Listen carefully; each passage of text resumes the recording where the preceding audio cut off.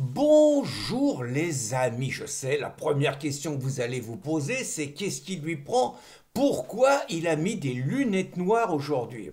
Tout simplement parce que j'ai des cernes comme ça sous les yeux. Ça fait 3 jours et 3 nuits plutôt évidemment, que je ne dors pas ou que je dors très mal et que je fais deux types de cauchemars répétitifs et tout qui font que quand je commence à dormir, je me réveille dégoulinant de sueur. Donc je vous raconte les deux types de cauchemars. Le premier, c'est évidemment une nouvelle perquisition, une troisième perquisition depuis que j'ai appris que l'AFP nous a fait un coup de pute. L'AFP raconte partout que Riposte Laïque aurait menacé de mort la juge de Pertuis. Je sais pas, hein, j'ai cherché, j'ai pas trouvé un seul article qui confirme ça. Bon, il y a eu, après les réquisitoires du parquet, il y a eu deux, trois commentaires qui ont été un peu virils, qui auraient jamais dû passer, hein, mais bon, les copains, ils envoient des centaines et des centaines, ils peuvent avoir un moment de distraction.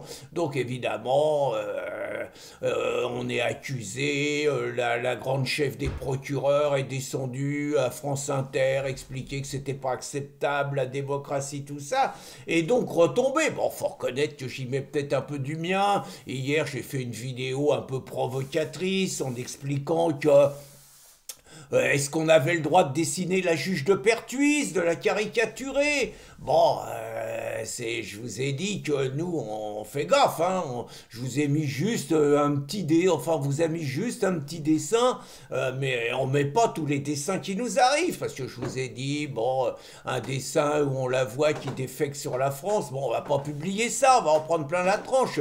L'Américain, il m'a encore envoyé un truc, là, c'est, bon, on voit Macron en proxénète et la juge en gagneuse, quoi. Bon, je veux dire, on peut pas publier ça, faut pas déconner. Donc, mais je me dis, dans le contexte actuel, si ça se trouve, je vais me prendre une perquise. Hein. Et puis, il y a un autre cauchemar, hein, je vous cache pas, c'est le coup du bracelet électronique, c'est un traumatisme pour moi. Alors, ça a commencé, j'avais pas fait gaffe, mais faut reconnaître que nos juges, en ce moment, ils sont en pleine bourre. Ils sont dans une forme extraordinaire, nos juges. Hein. Parce que, bon, Marine, quand même, hein, tout le monde retient l'inéligibilité, mais Marine, c'est 4 ans. Bon, elle a fait appel, hein, mais l'inéligibilité demeure, mais sinon, c'était 4 ans de cabane, dont 2 ans sous contrôle judiciaire et donc avec bracelet électronique. Et j'ai regardé, Golnisch il se prenait un bracelet électronique, Julien Audoul il se prenait un bracelet électronique, Louis Alliot il se prenait un bracelet électronique, ça travaille surtout que Sarko il s'est pris quand même déjà dans un premier temps 3 ans dont un an ferme, il a un bracelet électronique, Sarko il a un bracelet électronique et comme si le bracelet électronique suffisait pas, il s'est repris une requête de 7 ans de cabane pour des trucs où il n'y a rien d'avéré. Et puis mon copain Eric, alors pour l'instant il en est pas là, mais à mon avis ça se rapproche pour Eric. Hein. Eric, pour vous dire que nos juges ils sont en pleine bourre, Eric, 2 prunes en une semaine. Il s'est déjà fait allumer de 9000 €, des jours amende, hein, donc s'il paye pas, c'est la cabane. Donc 9000 € pour avoir réagi après Crépol en disant que c'était toujours la France des Chahides qui tuait la France des Thomas, voilà, 9000 € dans la tranche. Et puis là, il vient de se faire allumer hier. Et pourtant, c'était bien barré son truc. Alors bon, l'histoire, hein, c'est classique. Eric, il reprend la thèse il dit pas qu'il est pétainiste, mais il dit que c'est en France qu'il y a eu le moins de juifs de tués et que Pétain, par sa politique, a sacrifié les juifs étrangers et qu'il a sauvé un maximum de juifs français. Moi, je suis pas historien, j'en sais rien, mais je trouve ce débat passionnant. Il paraît qu'on n'a pas le droit de l'avoir, c'est la loi Guesso, il paraît que ça s'appelle négation de crimes contre l'humanité et révisionnisme. Alors pourtant, Eric, ça paraissait un bon plan ce coup-là. Hein. Il est accusé suite à un débat avec BHL, hein, évidemment. Bon, Eric, ça paraissait bien se passer. relaxe devant la 17e, c'est déjà exceptionnel, évidemment les vautours font appel, relaxe en cours d'appel. Alors là je me suis dit, bon c'est tranquillou, et non, les vautours ont continué à s'acharner, il n'y a pas de problème, ils ont du fric avec notre fric, hein, donc cour de cassation, et ces bourricots de la cour de cassation, je sais pas à quoi ils jouent, d'habitude ils interviennent que s'il y a un vice de forme ou un truc comme ça, là ils sont intervenus sur le fond, et donc sur le fond, ils ont estimé qu'Éric est coupable, ils le renvoient devant la cour d'appel.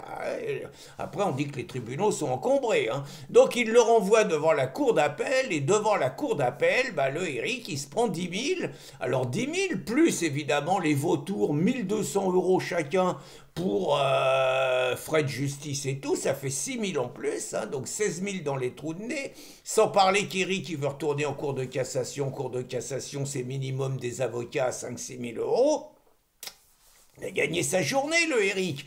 Et donc, moi, vous voyez, je me dis, attendez, on a affaire à des juges, là, on a affaire à des tarés, quoi. Surtout que, dans le même temps, hein, je dis bien dans le même temps, les juges qui pleurent, hein, qui sont menacés de mort, les juges qui pleurent avec la gauche, hein, que c'est terrible, on n'est plus en démocratie, c'est les valeurs de la République qui sont menacées. Enfin, ils se foutent de la gueule du monde, parce que ceux qui sont menacés, ceux qui sont tués, c'est les Français qui sont victimes des décisions des juges, quand même. Hein. Et là, je parle pas que de Sarkozy, je parle pas que de Zemmour, je parle pas que de Marine. Je parle par exemple de cette pauvre aînesse de 73 ans qui a été retrouvée morte chez elle, ancienne infirmière, Monique.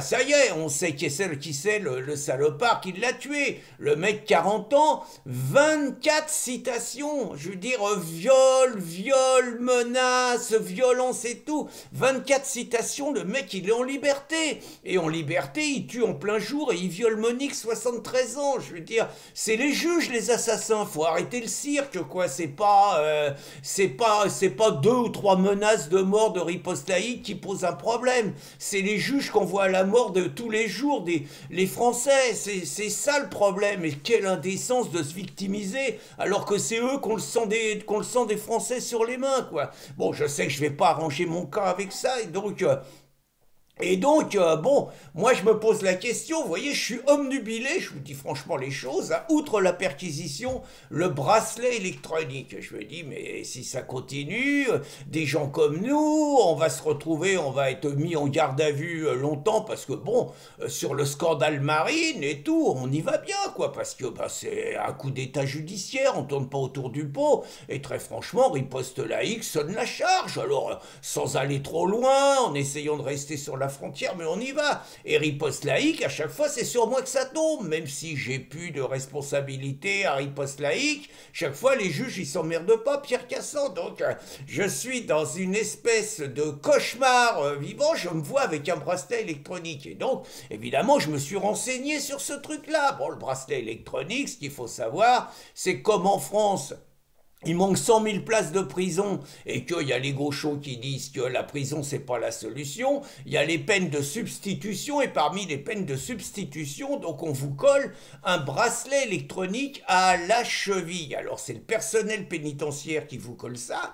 Je me suis renseigné, hein, c'est un machin en plastique avec un boîtier. Ça pèse 180 grammes, les mecs ils vous collent ça à la cheville et vous pouvez pas le retirer, hein, c'est pas une gourmette, c'est pas un truc comme ça. Vous avez ça, vous pouvez vous prendre ça à la cheville pendant 2 ans.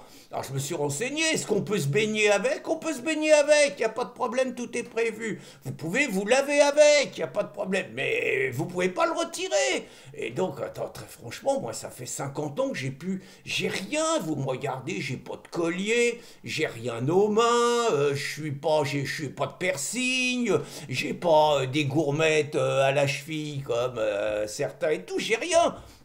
Et je m'imagine avec un bracelet électronique, mais je vais devenir fou si j'ai ça un jour. D'abord, le message c'est sympa, quoi. Vous voyez, vous vous baladez, il fait beau, vous vous baladez en bermude, en short et tout sur la plage, et tous les gens, vous voyez que vous êtes interprète de justice. C'est vachement sympa, alors. C'est vrai qu'ils vont vous dire, monsieur Cassan, si ça vous plaît pas, vous allez en tôle et vous aurez pas de bracelet électronique. Ben voyons. Puis en tôle, ils vont me mettre dans une cellule avec des meuses, hein, comme le petit jeune de 22 ans, on sait comment ça se termine. Bon. Bon, donc je reviens sur le bracelet électronique, mais moi, il y a un autre truc qui me travaille. Je suis pas un obsédé sexuel, mais enfin, bon, j'essaye quand même de me comporter encore comme un humain les quelques années qui me restent à vivre, quoi. Et très franchement, je me pose des questions. Comment, quelle vie sexuelle, je sais pas Sarkozy, hein, quelle vie sexuelle on peut avoir avec ce truc-là à la cheville? Alors, certains, ça va les faire rigoler, mais très franchement, je trouve que c'est un truc débandant au possible, quoi. Vous avez 24 heures sur 24 ce truc à la cheville, vous voyez ça, bah, vous êtes dans le lit, vous touchez votre compagne avec la cheville, des fois c'est des petits jeux sympathiques, quoi, vous voyez, un petit contact, la cheville et tout, là, le contact, c'est le boîtier en plastique avec une puce à l'intérieur. En plus, vous vous demandez si vous n'êtes pas sur écoute avec le boîtier en plastique. Donc, moi, je me pose vraiment, c'est une angoisse, hein, je vous dis mes cauchemars et tout, c'est une angoisse un jour de me retrouver avec ce truc-là et de me dire quelles sont les suites sur la libido. Mais ne vous inquiétez pas, avec Cassan, à chaque fois qu'il y a un problème, il y a une solution. Des fois que, plan B, petite pilule. Bonne journée les amis.